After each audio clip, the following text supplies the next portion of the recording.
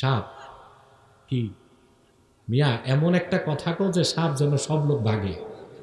কোত্থেকে সাপ এখানে আসবে? ইঁদুর দেখছে আমার মনে হয়, ঠিক কিনা? টিকটিকি আরো ছোটটা খুঁজলে দেখবা, তাও না মশা। এমনি বলা হয় না হুজুগে বাঙ্গাল। যা বলছিলা সাপ, মানে মাহফিলটা খালি করার ব্যবস্থা করছিল। প্রিয় ভাই সব, আমার ভাই বন্ধুগণ, কথা খেয়াল করতেছেন? আমাদের দেশে সবার লিবার্টি আছে, স্বাধীনতা আছে, নাই শুধু ওলামায়ে কেরামের। মসজিদের মিম্বরে বসে খতিব সাহেব সব কথা বলতে পারে না, কারণ তার চাকরি সভাপতি আর সেক্রেটারির পকেটে। ঠিক কিনা? চাকরি কার পকেটে? সভাপতি সেক্রেটারির পকেটে। সুদের বিরুদ্ধে কথা বলবে, চিন্তা করছে মিম্বরে বসে, দেখে সভাপতি বসা, উনি ব্রাকে চাকরি করে, সুদ গেছে। ভাবছে ঘুষের বিরুদ্ধে বলি, তাকায় দেখে সেক্রেটারি বসা, উনি সাবেক দারোগা, ঘুষও সুদও গেছে। ইমাম সাহেব ভাবছে নিরাপদে থাকি, তিনি গেছেন 3.5 হাত নিচে। কবরের বয়ান শুরু হয়েছে, এখন সব খুশি। সভাপতি কয় সুবহানাল্লাহ, সেক্রেটারি আলহামদুলিল্লাহ। আর তো সমস্যা নাই, ইমাম সাহেব আছে মাটির নিচের বিষয় নিয়ে, উপরের কোনো কথা। আপনারা আলেম বক্তা খতিবদেরকে সাহস যদি দিতে পারেন, তারা হক কথা বলবে। সেজন্য দায়িত্ব নিতে হবে ইসলামপন্থী যুব সমাজকে। যদি আপনার মসজিদের খতিবের চাকরি নাকচ করা হয়, কমিটিকে শোকজ করুন। কোন অপরাধে ইমাম সাহেবের চাকরি যাচ্ছে, জবাবদিহি করতে হবে। আপনার ইমামের চাকরি যাবে না। সে যখন দেখবে জনগণ আমার পক্ষে, বুক ভরা আশা নিয়ে এসে কথা বলতে পারবে। পারবেন না ইনশাআল্লাহ?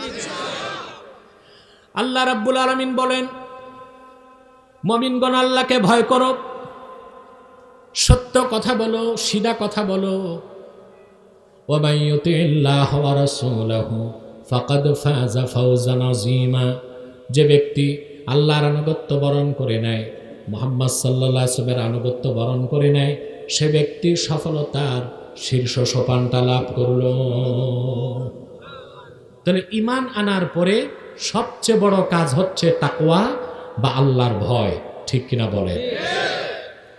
আমার ভাইয়েরা, ঈমান আনার পরে যখন আপনার হৃদয়ে আল্লাহর ভয় জাগ্রত হয়ে যাবে, তাকওয়া ভিত্তিক জীবনযাপন করবেন, পরহেজগার হিসেবে জীবনযাপন করবেন, আল্লাহ রাব্বুল আলামিন আপনাকে তার নৈকট্যে টেনে নেবেন। দুনিয়াতে আল্লাহ আপনাকে দান করবেন সম্মান, দুনিয়াতে আল্লাহ আপনাকে দান করবেন কল্যাণ, আর পরকালে আল্লাহ তাআলা বিনা হিসাবে আপনাকে তার জান্নাত দিয়ে দিবেন। আল্লাহ কি বলেছেন? কম সময়ে কিছু বেশি কথা বলবো, সে লক্ষ্যে সূরা আনফাল থেকে প্রথম আয়াতের অংশ বিশেষ আমি তেলাওয়াত করেছি, যেখানে আল্লাহ রাব্বুল আলামিন পৃথিবীর মানুষকে 4টি নির্দেশ করেছেন। ইহকালীন কল্যাণ, পরকালীন মুক্তির জন্য এই 4টি নির্দেশনা আল্লাহর কোরআন থেকে গ্রহণ করে আমরা বাড়ি যাবার চেষ্টা করব ইনশাআল্লাহ। ভূমিকাতে একটি কথা না বললেই নয়। আপনারা এখানে যারা এসেছেন, শুধুমাত্র আল্লাহ তার হাবিবের সন্তুষ্টির জন্য এসেছেন, আর অবশ্যই কোনো ব্যক্তির আকর্ষণে নয়, এসেছেন আল্লাহর কোরআনের দুর্বার আকর্ষণে। ঠিক কিনা বলেন? এখানে আপনারা বসে আছেন তীর্থের কাকের মতো। আপনাদের এখানে আসার জন্য কোনো ভাড়ার ব্যবস্থা করা হয় নাই। দেখেন না জনসমাবেশে কত কষ্ট হয় মানুষের। কর্মী আনতে হয় রিক্রুট করে, বাস দিতে হয়, দুপুরে লাঞ্চ দিতে হয়, নগদ টাকা দিতে হয়। তারপর দেখা যায় নেতা মাইকে ভ্যাঁ ভ্যাঁ করতেছে আর শ্রোতা চিনাবাদাম চাবায়। আর এখানে আপনারা মৌমাছি যেভাবে মৌচাকে বসে থাকে, শুধু কোরআন থেকে স্বর্গীয় অপার্থিব আল্লাহর পক্ষ থেকে প্রেরিত আত্মার খোরাক গ্রহণের জন্য বসে আছে। সুবহানাল্লাহ। কি সৌভাগ্য আপনাদের, চিন্তা করছেন? আপনাদেরকে আল্লাহ পছন্দ করেছেন বলেই তো কোরআন কারীমের মাহফিলে আসতে দিয়েছেন। সন্দেহ আছে? আল্লাহ পাক কোরআন কারীমে বলেছেন, কুল ইন্নাল্লাহা ইউদিল্লু মান ইয়াশাউ ওয়া ইয়াহদি ইলাইহি মান আনাব। মুহাম্মদ সাল্লাল্লাহু আলাইহি সাল্লাম আপনি বলুন, নিশ্চয় আল্লাহ তাআলা যাকে ইচ্ছা তাকে গোমরা করেন, আর বিনয়ের সাথে যে এগিয়ে আসে আল্লাহ তাকে হেদায়েত করে জান্নাতের পথ দেখায় দেন। আপনারা বিনয়ের সাথে এসেছেন না? জিটা ঠিক মতো হইল না, বড় করে বলেন। নিঃস্বার্থে আসছেন না? সুবহানাল্লাহ। মুমিন কোরআন কারীমের সাথে যত সম্পর্ক করে তার সংকীর্ণ হৃদয় উন্মুক্ত হয়ে যায়। কোরআন তার অন্তর্চক্ষুকে খুলে দেয়, তার রূহ শক্তিশালী হয়, তার আত্মা পরিচ্ছন্ন হয়, বান্দার সাথে আল্লাহর সম্পর্ক কায়েম হয়ে যায়। সুবহানাল্লাহ। আল্লাহ তাআলা কোরআন কারীমে কথাগুলো বলেছেন, কুল ইন্নামা আত্তাবিউ মা ইউহা ইলাইয়া মির রাব্বি হাযা বাসাইরু মির রাব্বিকুম ওয়া হুদাও ওয়া রাহমাতুল লিকাওমিন ইউমিনুন। আল্লাহ পাক বলেন, মুহাম্মদ সাল্লাল্লাহু আলাইহি সাল্লাম আপনি বলুন, ইন্নামা আত্তাবিউ মা ইউহা ইলাইয়া মির রাব্বি, আমার রবের পক্ষ থেকে যা আমার কাছে ওহী হয় আমি মুহাম্মদ সাল্লাল্লাহু আলাইহি সাল্লাম তার অনুসরণ করি। শুধু তাই নয়, শোনো, হাদা বাসাইরু মির রাব্বিকুম, এই কোরআন হচ্ছে তোমাদের রবের পক্ষ থেকে বাসায়ের, হুজাজ, ডকুমেন্টস, এভিডেন্স, দলিল, প্রমাণ। কেমন দলিল প্রমাণ? যা অন্ধকার হৃদয়ে আলোর সঞ্চার করে, সংকীর্ণ হৃদয়কে উন্মুক্ত করে, আর অন্তর্দৃষ্টিকে খুলে দেয়। সুবহানাল্লাহ। আল্লাহ বলেছেন বাসায়ের, বসিরতের বহুবচন। চোখে যে আমরা দেখি এটা বাসার, এটা কি কথা বলেন? যেটা আইসাইট, এটা মাত্র এটার দূরত্ব 21 মাইল। কত? এরপর মানুষ দূরবীন ছাড়া দেখতে কত মাইল? তাও যদি দিনে হয়, আর যদি খাঁটি গাওয়া ঘি খাইয়া বড় হয়, ফরমালিন খাইলে 14 মাইলও না, 7 মাইল যে এটা টান বেক করবে, ঠিক কিনা? আর বাসিরাত হচ্ছে অন্তর্চক্ষু। সুবহানাল্লাহ। এই যে চোখের দৃষ্টি, এটা তো আল্লাহ কাফেরকেও দিচ্ছেন, বেঈমানকেও দিচ্ছেন, অবিশ্বাসীকে দিচ্ছেন, নাস্তিককে দিচ্ছেন, গরু ছাগল ভেড়া বকরিরও দিচ্ছেন। কিন্তু মানুষের অন্তর্চক্ষু, অন্তর্দৃষ্টি, সেটা ঈমান ছাড়া হয় না, কোরআন ছাড়া হয় না। ওইটাকে বলা হয় বাসায়ের। কি বলা হয়? বাসায়ের। ঘুমাবেন না, যারা ঘুমাবে আমাদের মাহফিলে তাদের কোনো জায়গা নাই। আর রাত বেশি, খুব বেশি ব্যস্ত যারা, তাদের ছুটি আছে, চলে যেতে পারেন। কারণ ডিসকোয়ালিফাইড কোনো শ্রোতাকে ওয়াজ শোনায়া আমি সময় নষ্ট করতে চাই না। আমাদের শ্রোতার কিছু কোয়ালিটি লাগে, কিছু কোয়ালিফিকেশন লাগে, তারাই বসবে। তারপরও সময়ের প্রতি আমার যথেষ্ট দৃষ্টি আছে, ঘড়ি তো হাতি লটকায় নিয়েছি, ঠিক কিনা? কিন্তু ডিস্টার্ব করা যাবে না, চুপচাপ বসে থাকতে হবে। আমার ভাইয়েরা, আল্লাহ রাব্বুল আলামিন পশুকে শক্তি দেন শুধু দেহে, মানুষকে শক্তি দেন দেহে এবং মাথায়, আর মুমিনকে শক্তি দেন দেহে, মাথায় এবং সিনা। কোন শক্তিটা বেশি? সুবহানাল্লাহ বলবেন না? দেহের শক্তি বেশি হলেই যদি কর্তৃত্ব নেতৃত্ব পাওয়া যেত, তা পৃথিবী শাসন মানুষ করতো না, করতো বাঘ বল্লুক আর হাতি। ঠিকটাও ঠিক মতো বললা না। না, মাথার শক্তি যেটা ইন্টেলেকচুয়াল পাওয়ার, বুদ্ধিবৃত্তিক শক্তি, ওটা শুধু মানুষকে দেওয়া হয়েছে। কাকে? আর মুমিনকে দেওয়া হয়েছে 3 নাম্বার সুপার পাওয়ার, তা হচ্ছে সিনার শক্তি, ঈমানের শক্তি, তাকওয়ার শক্তি। বলেন সুবহানাল্লাহ। তা মানুষকে স্পিরিচুয়াল ক্ষমতা দান করে সিনার শক্তি, ওইটা শুধু মুমিনের আছে। কার আছে? ওই সিনার শক্তি হলো বাসায়ের ছাড়া হয় না, কোরআন কারীম ছাড়া হয় না। সুবহানাল্লাহ বল। আমরা সৌভাগ্যবান কিনা? বেশি না কম? এখন কোরআন শরীফের মাহফিলে আসলে কিছু আদব রক্ষা করতে হয়। কি রক্ষা করতে হয়? আল্লাহ পাক সেটাও বলে দিয়েছেন, وَإِذَا قُرِئَ الْقُرْآنُ فَاسْتَمِعُوا لَهُ وَأَنصِتُوا لَعَلَّكُمْ تُرْحَمُونَ।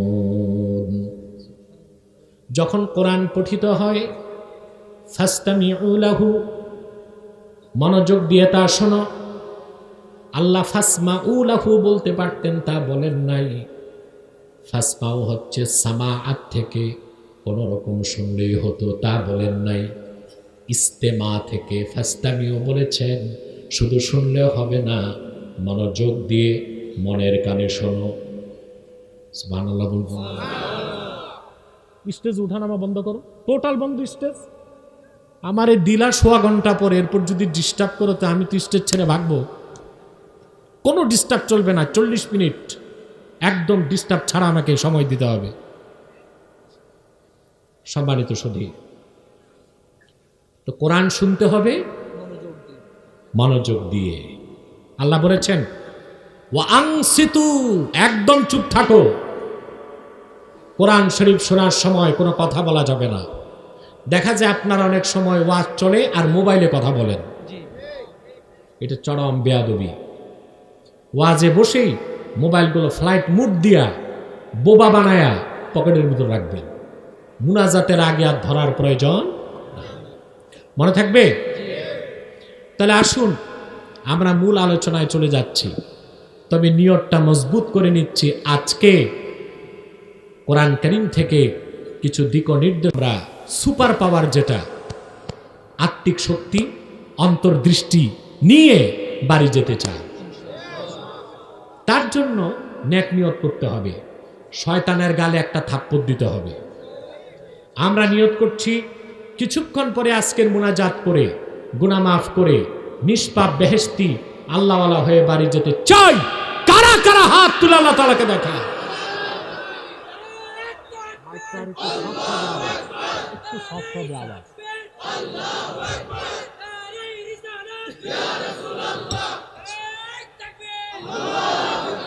আল্লাহ কবুল করুন, আল্লাহ মঞ্জুর করুন, বলুন আল্লাহুম্মা আমিন।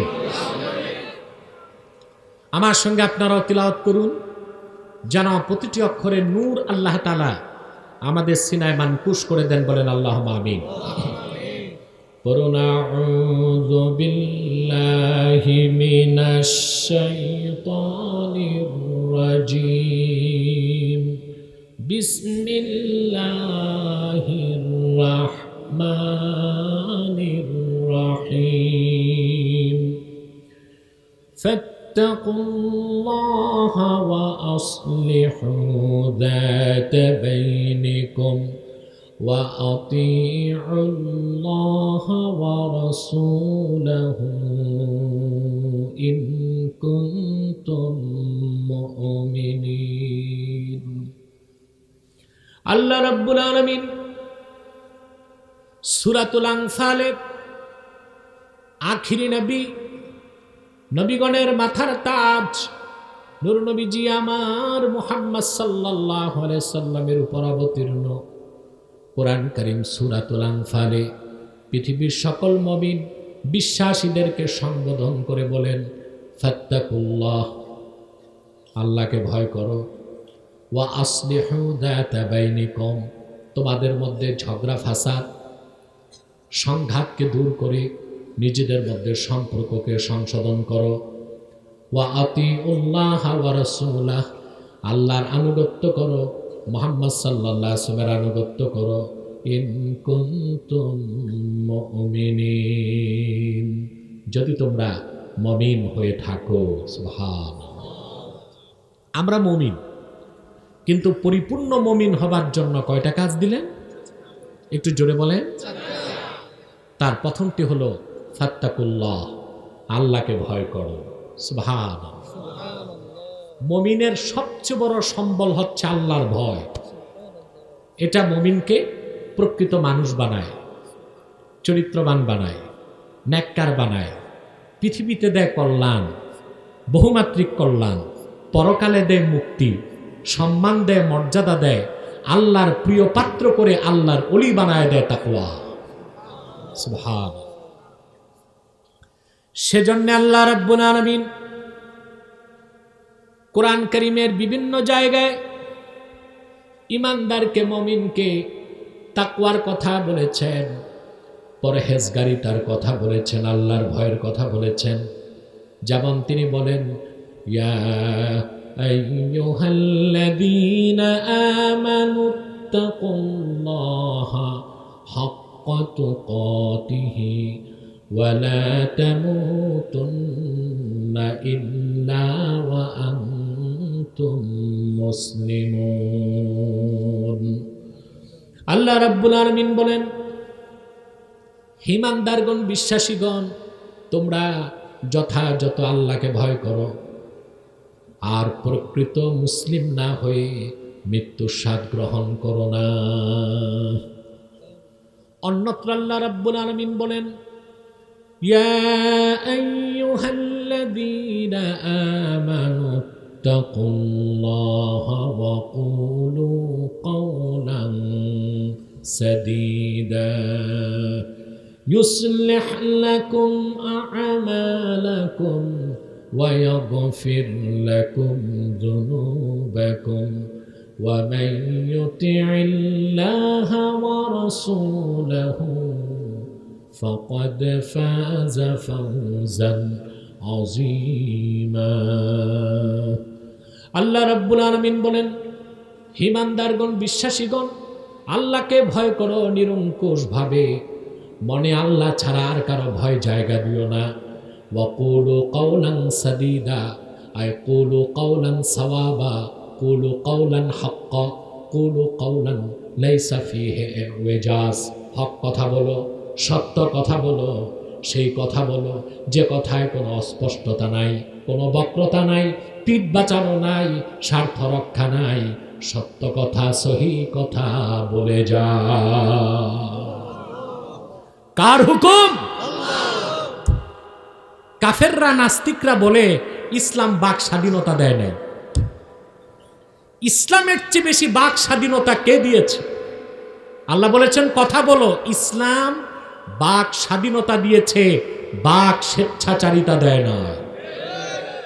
দলিলের সাথে, ডকুমেন্টের সাথে সত্য কথা বলো, এই হুকুম কার? এর চেয়ে বড় বাক স্বাধীনতা আছে?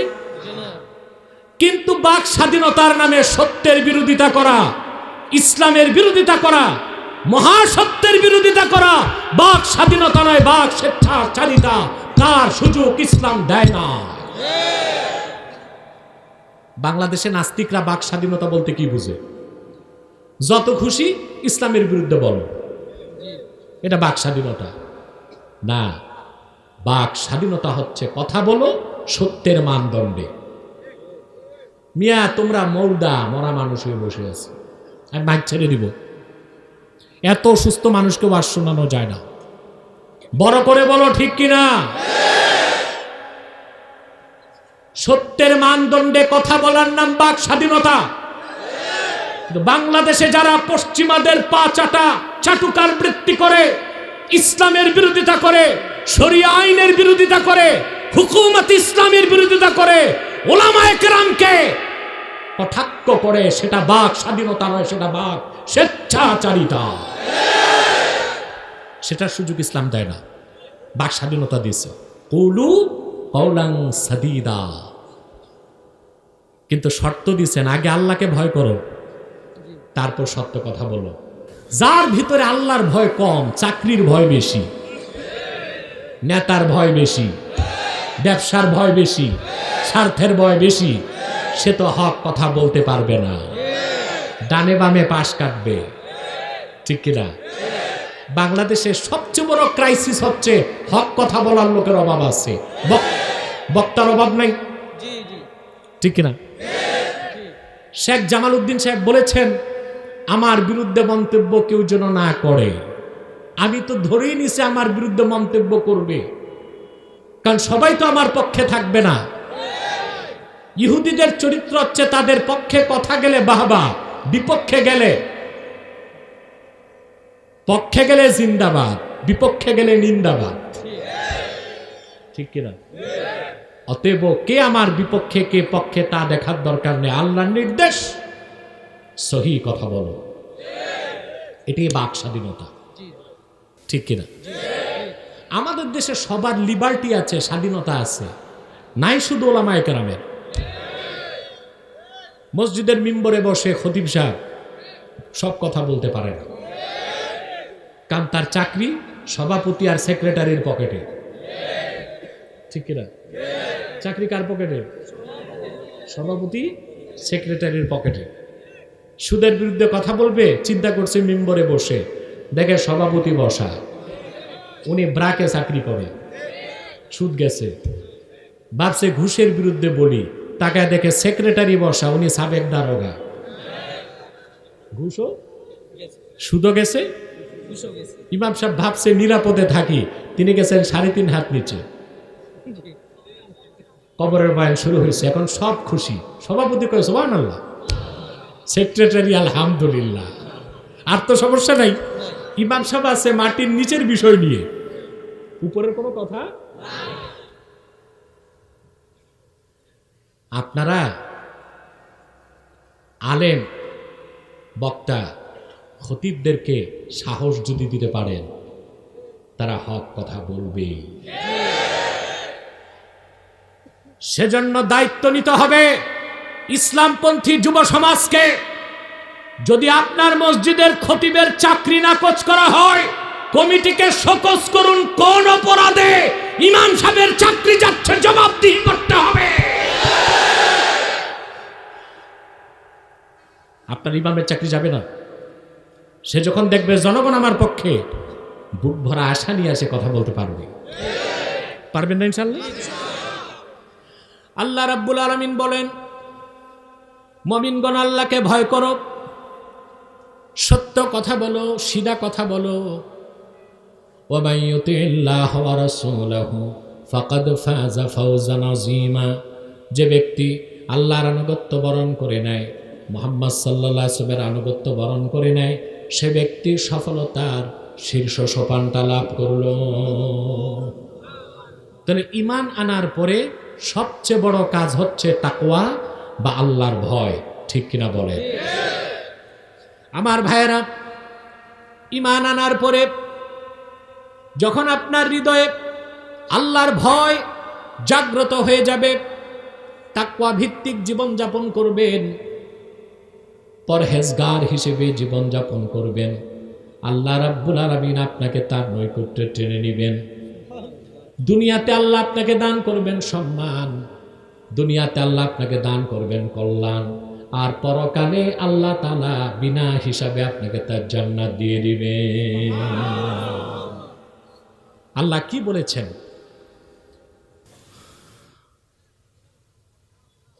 সাপ কি মিয়া এমন একটা কথা কও যে সাপ যেন সব লোক ভাগে।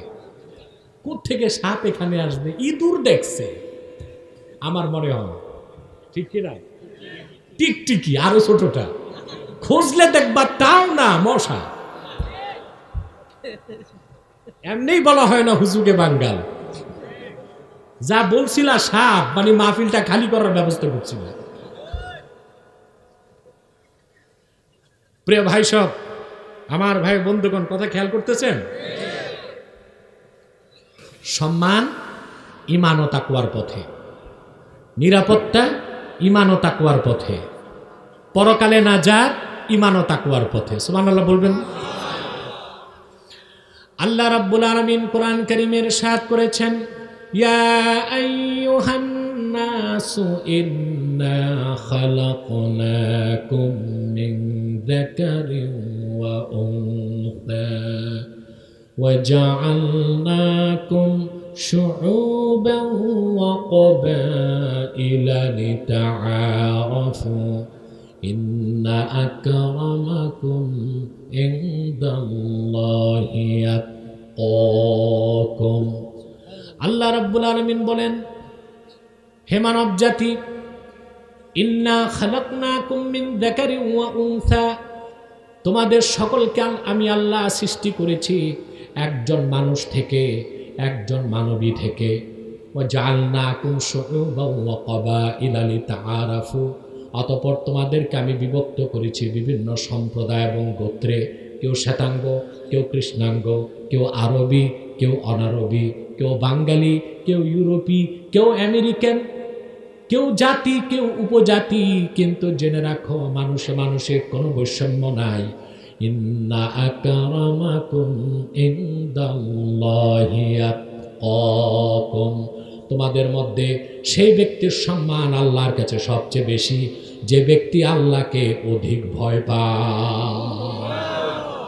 তাহলে সম্মান কি রাজনীতিতে, টাকায়, পয়সায়, মাসাল, মিডিয়া, মানি, ম্যান্ডেট, না তাকওয়া? চিল্লায় বলো কি, আরো জোরে। ইসলাম মানুষের বৈষম্যের প্রাচীরকে ভেঙ্গে টুকরা করে দিয়েছে। গোটা বিশ্ব মানবতাকে ইসলাম স্বীকৃতি দিয়েছে। সকল মানুষ, একজন আদম থেকে একজন হাওয়া থেকে, মানুষে মানুষে কোনো মতভেদ নাই। শ্রেষ্ঠত্বের মানদণ্ড টাকা না, পয়সা না, ক্ষমতা না, মানদণ্ড হলো তাকওয়া। যার ঈমান যত বেশি, চরিত্র যত ভালো, আল্লাহর ভয় যত বেশি, সে আল্লাহর কাছে তত দামি। সেজন্য আল্লাহ পাক বলেন, ফাত্তাকুল্লাহ, মুমিনরা ভয় করো কাকে? আমার ভাইয়েরা, মানুষ মুমিনের ভিতরে যখন আল্লাহর ভয় চলে আসে, সেই অন্তরে আর সৃষ্টির ভয় থাকে না। কথা বলে না? মুমিনের ভিতরে আল্লাহর ভয় যখন চলে আসে, সেই অন্তরে সৃষ্টির ভয় থাকে না। ওই মানুষটা সাপকে ভয় পায় না, বাঘকে ভয় পায় না, সে লোকটা বুলেট বোমাকে ভয় পায় না। সে হয়ে যায় মৃত্যুঞ্জয়ী। মৃত্যুকেও সে ভয় পায় না, একমাত্র ভয় পায় আমার আল্লাহ রাব্বুল আলামিনকেই। আর কোন মানুষের হৃদয়ে যখন ঈমান থাকে না, আল্লাহর ভয় থাকে না, তখন সে বাঘকে ভয় পায়, সাপকে ভয় পায়, হিংস্র জানোয়ারকে ভয় পায়। একটা ব্যাঙ দেখলে ব্যাঙ যতটুকু লাভ দেয় তার চেয়ে বেশি মানুষটা লাভ দেয়। বজ্রপাত হলে ভয় পায়, জেলকে ভয় পায়, জুলুমকে ভয় পায়, শাসকের রক্তচক্ষুকে ভয় পায়, বুলেটকে ভয় পায়, বোমাকে ভয় পায়। আল্লাহর ভয় এমন এক দৌলত, এমন এক সম্পদ যা পৃথিবীতে মানুষকে সম্মান দেয়, শক্তি দেয়, আর মানুষের অন্তরে স্পিরিচুয়াল পাওয়ার তৈরি করে দেয়। আল্লাহর ভয় সম্মান দেয়, আল্লাহর ভয় শক্তি দেয়। আর আল্লাহর ভয় যখন থাকে না, তখন শক্তি বেশি দিন টিকে না, আর তখন আপনি ভয় পাবেন সবাইকে। ব্যাঙ, বিচ্ছু, কেঁচো, সাপ, পুলিশ, র্যাব, বিডিআর, আর্মি, বজ্রপাত, আগুন, পানি, সবকিছুকে ভয় পাবেন। আর যখন আল্লাহর ভয় আপনার অন্তরে চলে আসবে, আপনি হয়ে যাবেন সুপারম্যান, আপনি হয়ে যাবেন আয়রন ম্যান। আপনি চিন্তা করবেন না আপনার প্রতিপক্ষ কত বড় অপশক্তি, সে হাতি না মাছি, আপনি চিন্তা করবেন না। আপনার যাত্রা হবে দুর্জয়, আপনার বিজয় হবে অত্যাশ্চর্য। সুবহানাল্লাহ। শক্তি সম্মান তাকওয়ার পথে। আল্লাহকে ভয় পাবেন, শক্তি পাবেন। আল্লাহকে ভয় পাবেন, সম্মান পাবেন। সুবহানাল্লাহ বলবেন না? তা আল্লাহকে ভয় করবেন। আমার ভাইয়েরা, শুধু কি তাই, ঈমান আনার পরে আপনি যদি আল্লাহকে ভয় পান জীবনের সকল ক্ষেত্রে, আল্লাহ রাব্বুল আলামিন আপনাকে তার বন্ধু বানায় নিবেন। তখন দুনিয়াতেও আপনার ভয় থাকবে না, চিন্তা থাকবে না, আখিরাতেও কোনো ভয় থাকবে না, চিন্তা থাকবে না। এই ওয়াদাটা কে দিয়েছেন? সূরা ইউনূস ৬২ নম্বর আয়াত আল্লাহ বলেন, আলা ইন্না আউলিয়া আল্লাহি লা খাউফুন আলাইহিম ওয়া লা হুম ইয়াহজানুন। সাবধান, জেনে রেখো, নিশ্চয় যারা আল্লাহর ওয়ালি তাদের কোনো ভয় নাই, তাদের কোনো চিন্তা নাই দুনিয়ায়, তাদের কোনো ভয় নাই, তাদের কোনো চিন্তা নাই আখিরাতে। বলেন সুবহানাল্লাহ। নিরাপত্তা দেবার মালিক কে? আল্লাহ। নিরাপত্তা কে দিয়েছে? আল্লাহ। গ্যারান্টি কোরআন। যদি আপনি আল্লাহর হয়ে যান, আপনার চিন্তা নাই, আপনার ভয় নাই। সুবহানাল্লাহ বলেন। একমাত্র ইসলাম পেরেছে পৃথিবীর মানুষকে নিরাপত্তার গ্যারান্টি দিতে। কোন ইজম, কোন মতবাদ, কোন রাজনৈতিক নেতা, কোন দার্শনিক, কোন বৈজ্ঞানিক, কোন রাষ্ট্রনায়ক পৃথিবীর মানুষকে নিরাপত্তার গ্যারান্টি দিতে পারে না। আজকের পৃথিবীতে সবচেয়ে অনিরাপদ কারা? মুসলিমরা না অমুসলিমরা? সবচেয়ে ভয়তে আছে পৃথিবীতে এখন পশ্চিমারা। যুদ্ধ চলতেছে রাশিয়াতে, ইউক্রেনে। ওদের ঘুম হারাম। ওরা ভয় পাচ্ছে কখন আবার নিউক্লিয়ার ওয়ার, পারমাণবিক যুদ্ধ শুরু হয়ে যায়। পারমাণবিক যুদ্ধ শুরু হলে ওরাই বলতেছে 500 কোটি মানুষ মারা যাবে। আমেরিকা, ইউরোপের কোনো অস্তিত্ব থাকবে না। ওদের ভয় আছে না নাই? আমাদের ভয় নাই। আমরা মুসলিম। সুবহানাল্লাহ। আমরা বিশ্বাস করি আল্লাহর হুকুমের এই দুনিয়ার সমস্ত অ্যাটম বোম যদি বিস্ফোরণ করা হয়, আমার মৃত্যু যদি আল্লাহর পক্ষ থেকে লেখা না হয়, আমার মৃত্যু হবে না। আর যদি আল্লাহর পক্ষ থেকে মৃত্যু লেখা হয়ে যায় নির্ধারিত সময়ে, সারা দুনিয়ার প্রোটেকশন আর ডিফেন্স ব্যবস্থা থাকলেও আল্লাহ প্রদত্ত মৃত্যুর পরোয়ানা নিয়ে যে দূত আসবে, ফেরেশতা আসবে, তার হাত থেকে আমাকে কেউ বাঁচাতে পারবে না। মুসলমান কোনো ভয় নাই, কোনো চিন্তা নাই। সে জানে ইমানের সাথে মৃত্যু হলে শাহাদাত, বিজয় হলে গাজী, এমনও লাভ অমনও লাভ, কোনো লস। আর কাফেররা চিন্তা করে মরলেই তো সব শেষ। এই জন্য ওদের ঘুম হারাম, ওদের ঘুম হারাম। ওদের কোনো নিরাপত্তা নাই, ওনার নিরাপদ না। ওদের ভয় আছে, ওদের চিন্তা আছে। আমাদের ভয় নাই, আমাদের চিন্তা নাই। যারা আল্লাহর বন্ধু হয়ে যায়, আল্লাহ গ্যারান্টি দিয়েছেন তাদের কোনো ভয় নাই, তাদের কোনো চিন্তা। সুবহানাল্লাহ বলবেন না? সেজন্য কাকে ভয় করতে হবে? জোরে বলেন, কাকে ভয় করতে হবে? আমার ভাইয়েরা, আল্লাহ রাব্বুল আলামিনের ভয় পারে মানুষকে চরিত্রবান বানায় দিতে, দুর্নীতি মুক্ত জীবন দিতে পারে তাকওয়া। চুরি, চামারি, ধর্ষণ, জেনা, ব্যভিচার, নেশা পাল্লায় ওজনে কম, খাদ্যে ভেজাল মিশানো, আর দেশের মানুষের রক্ত পানি করা ঘামের পয়সা চুরি করে সুইস ব্যাংকে পাঠানো ঠেকাতে পারে দুদক না, পারে তাকওয়া। কে পারে? বাংলাদেশের এখন প্রধান সমস্যা দুর্নীতি, কারাপশন। মানুষ যখনই সুযোগ পায় চুরি করে যাচ্ছে। কথা বলেন। বাংলাদেশে যদি চুরি আর দুর্নীতি না থাকতো, এই দেশটা সত্যিকার অর্থেই দক্ষিণ পূর্ব এশিয়ায় সবচেয়ে ডেভেলপ, স্মার্ট এবং অগ্রসর একটা রাষ্ট্রে পরিণত হতে পারত। এটা বিশ্বাস করেন? দুর্নীতি করে কারা? যাদের ডিগ্রি আছে, সার্টিফিকেট আছে, উচ্চ বেতন পায়, দামি গাড়ি পায়, সচিবালয়ে দামি কামরা পায়, আমলা হয়ে কামলা হয়ে দেশের সর্বোচ্চ দুধ সর মাখন খাইয়া চাইটা তারপর ফাইল ঠেকায়া কলম ঠেকায়া দেশের সম্পদ দুর্নীতিগ্রস্ত ভাবে দেশের সম্পদ চুরি করে সুইস ব্যাংকে পাচার করছে, ঠিক না? তা ঠেকাতে দুদক আছে, কি আছে? কিন্তু আল্লাহর ভয় যখন অন্তরে থাকবে, দুদক আছে না নাই কেউ চিন্তা করবে না। কারণ প্রত্যেক মুমিন জানে দুদক কমিশনার লাগবে না, তার কাঁধে দুইজন কমিশনার আছে, কেরামান কাতিবিন। আছে না কমিশনার? কথা বলেন। ওই যে দুর্নীতি দমন কমিশনে কমিশনার, ও তো নিজেও সুযোগ পাইলে ভূত তারাইতে সরিষার মধ্যেই ভূত। দেখছেন তো আপনার বাংলাদেশে?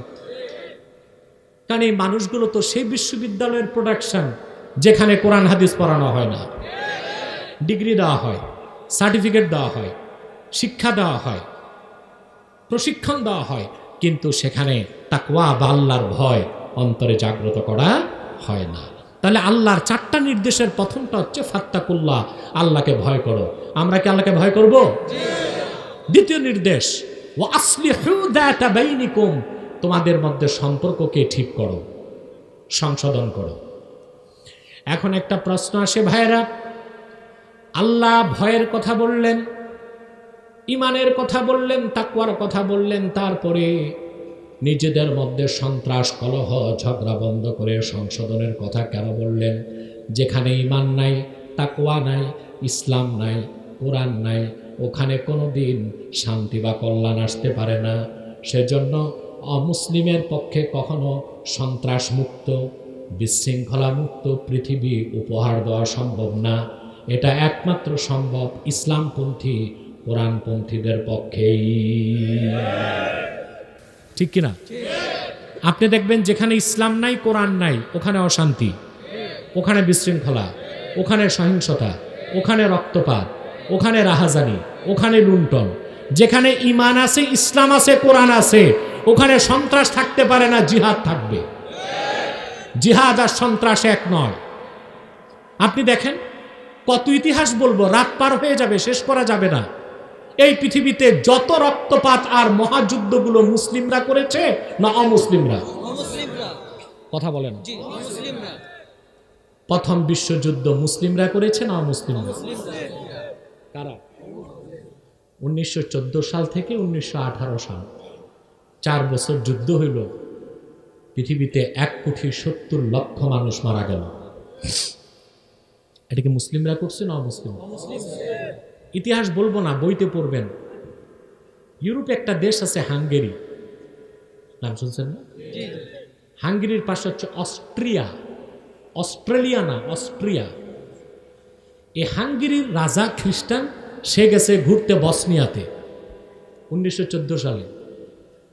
বসনিয়া একটা মুসলিম রাষ্ট্র, ও রাজধানীর নাম হচ্ছে সারাজেভো। ওখানে গেছে বৌনিয়া ফুর্তি করতে। 7 জন ইহুদি বর্ণবাদী যুবক হাঙ্গেরির রাজাকে গুলি করে হত্যা করছে। শুরু হলো বিশ্বযুদ্ধ, চলল 4 বছর, 1,70,00,000 মানুষ নিহত হয়েছে। সেই বিশ্বযুদ্ধ মুসলিমরা করেছে না অমুসলিমরা? তারপর দ্বিতীয় বিশ্বযুদ্ধ শুরু হলো 1939 সালে। 45 সাল, 6 বছরে 2.5 কোটি মানুষ নিহত হয়েছে। যুদ্ধটা মুসলিমরা করছে না অমুসলিমরা? আপনারা জানেন আমেরিকা জাপানকে বলেছে, আমি তোমাকে পেট্রোল দিব না, কাঁচামাল দিব না, কয়লা দিব না। জাপান রেগে আমেরিকার পার্ল হারবার দ্বীপে হামলা করছে। প্রতিশোধ দিতে আমেরিকা অ্যাটম বোম বানালো।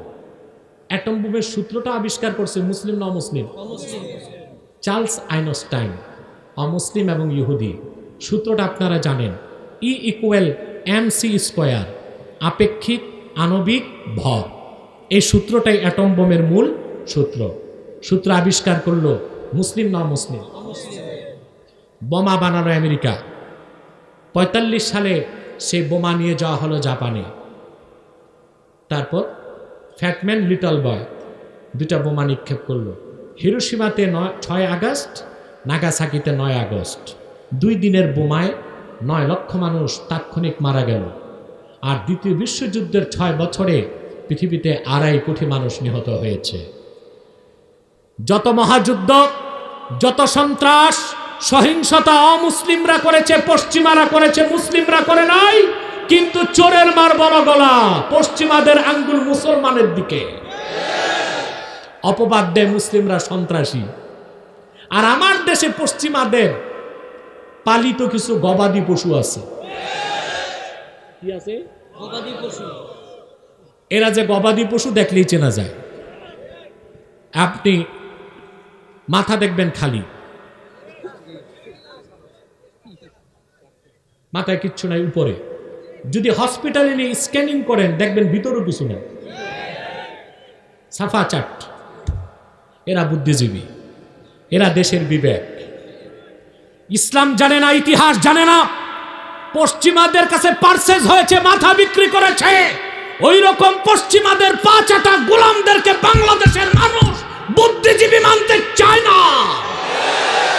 তারা বুদ্ধি প্রতিবন্ধী, ঠিক কিনা বলে? তারাও আঙ্গুলটা আমাদের দিকে তুলছে। জঙ্গি খুঁজে মাদ্রাসায়, কেন? ওখানে গরু জবাইয়ের ছুরি পাইছে। কিন্তু বিশ্ববিদ্যালয়ের ক্যাম্পাসে AK-47 আছে, ওখানে জঙ্গি সন্ত্রাসী খোঁজে না। দাদারা শিখাইছে মুসলমান সন্ত্রাসী। মুসলমান সন্ত্রাসী হতে পারে না। যেখানে ঈমান আছে ওখানে ফাসাদ নাই, যেখানে ঈমান নাই ওখানে ফাসাদ আছে, ঠিক কিনা? সেজন্য আল্লাহ আগে বলছেন ফাত্তাকুল্লাহ, ঈমান আনো, আল্লাহকে ভয় করো। ওয়াসলিহু যাতা বাইনিকুম, নিজেদের মধ্যে বিরোধ মিটিয়ে সংশোধন করো সম্পর্ক। সুবহানাল্লাহ। আজকে পৃথিবীর মানুষ আতঙ্কিত। তৃতীয় বিশ্বযুদ্ধ শুরু হতে সাক্ষাৎকার নিয়েছে, বিদেশি চ্যানেলও নিয়েছে। জিজ্ঞেস করেছে আপনার দৃষ্টিতে রাশিয়া এবং ইউক্রেন যুদ্ধে তৃতীয় বিশ্বযুদ্ধ হবে কিনা?